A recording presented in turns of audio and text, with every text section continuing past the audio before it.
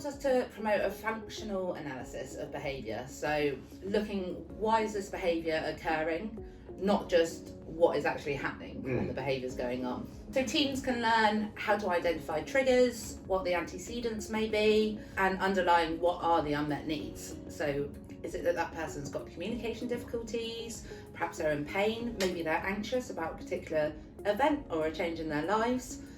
And it's always, the emphasis is always on proactive approaches. So trying to prevent that crisis before they start and trying to de-escalate them. So it encourages team to create structure, routine, giving them that predictable environment and work in a person-centered way. So the environment is set up in a way that works for that person, reducing triggers wherever possible. Always reinforcing positive behaviours rather than punishment or restraint, and giving the staff, the practical tools that they need to manage these challenging situations in a way that is safe and confident, always making sure that we're giving the person the utmost respect and dignity at all times as well. We also cover de-escalation techniques, looking at communication skills and looking at teamwork and how we can bring all these things together to try and understand behaviours and try and de-escalate these behaviours. We also encourage reflective practice so that we can improve these approaches over time, looking at incidents that have occurred before in the past and trying to find productive ways that we can change or adapt our approach to avoid them happening in the future or being able to better manage them as they do happen.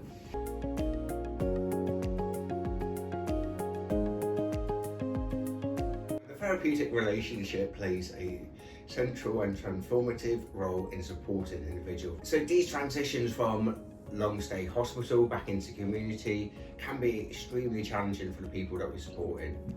So how can we support? So it's making sure that we have that strong relationship with the people that we're supporting, establishing that trust, building up that rapport, which is essential for support. Transitions may be very triggering for people, can cause a lot of distress, fear, and confusion. So a consistent and supportive relationship helps individuals manage emotions, so reducing behaviours and make them feel safe when the time is unknown. So these helps promote a secure base that supports emotional well-being. A therapeutic relationship allows staff to truly understand individuals' preferences, strengths and their fears. So this helps in care and support plans that have generally tailored, making the transition smoother for the people and more meaningful and tangible. So encouragement from a trusted clinician supports building confidence for the people that we support, making it more likely the person will adapt to the new responsibilities in the community that they're living in. Individuals with solid therapeutic connections are less likely relapse into the crisis or return to institutional settings. People don't care how much you know until they know how much you care.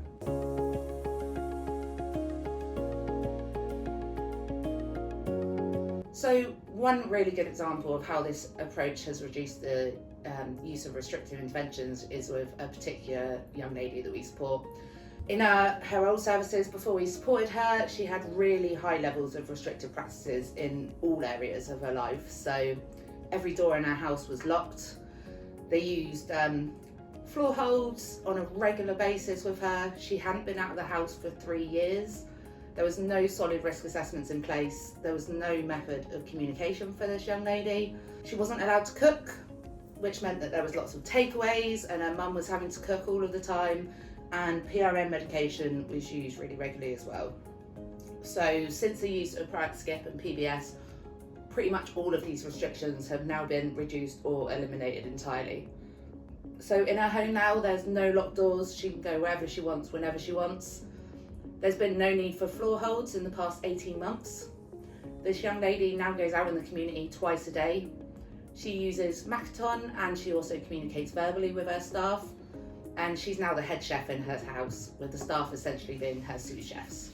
So she helps to prepare food, she cuts vegetables, she engages with the staff, she instructs them exactly how to make her meals to make sure they're made in the way that she likes.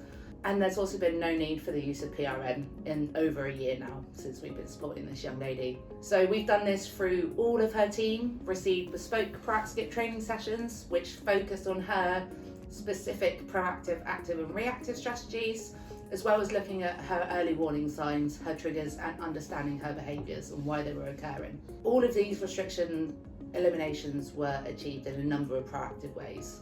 The staff were taught communication skills in Makaton, and they helped to teach this young lady to use verbal communication to ask for the things that they want. They empowered her, and they taught her new skills and independence. They trusted her, got her involved in cooking meals. We made sure that she's got a consistent staff team, and the staff worked really hard to build up that rapport and the therapeutic relationship with her, which meant that no locked doors were now needed. Staff also used active and reactive strategies. By understanding this young lady's early warning signs, they were able to respond using de-escalation techniques and calming strategies, using things such as redirection and disengagement when necessary, meaning that we didn't have to use floor holds with this young lady or PRN. And this was all due to that improved understanding of her behaviours, and through that understanding, having better crisis management techniques.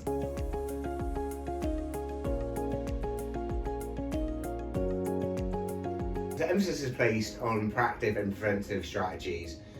So aim is to avoid situations where restrictions might be considered for the people that we're supporting. So we train teams in de-escalation techniques and understanding behaviour and try to avoid that crisis situation. They're given proactive and active and also non-restrictive strategies to be used before the use of a reactive practice. Before any restrictive practices are used, there must be information and consent either from the parents or the individual themselves. Practices must be agreed within MDT and always in the best interest of the person that we're supporting. The use of restrictive practices is always seen as a last resort and used only when absolutely necessary, after all other strategies have been tried and unsuccessful. If restrictive practices are necessary, we ensure that they are always used as a least restrictive intervention. We're continually monitoring the use of physical interventions and the reviewed use of restrictive measures to aim to reduce or eliminate the restrictions over a period of time. Any use of restrictive practices must be documented, reviewed and justified. When an incident occurs, the team are offered a debrief and a chance to review what has happened. We also offer debriefs for the people we're supporting so they can have their input and they say how they feel the incident has occurred as well. And this is a good way of finding out more from the person you're supporting and putting different things into place.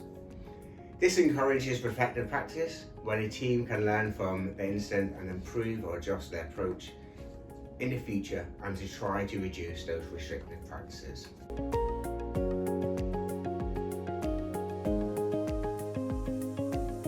We integrate several safeguards to ensure that all interventions are ethical, person-centred and preserve the individual's dignity and human rights. One of the ways we do this is through our positive behaviour support framework. So the model is rooted in the same principles as PBS, which focuses on understanding the reasons behind the behaviour and addressing the individual's needs rather than trying to control their behaviour.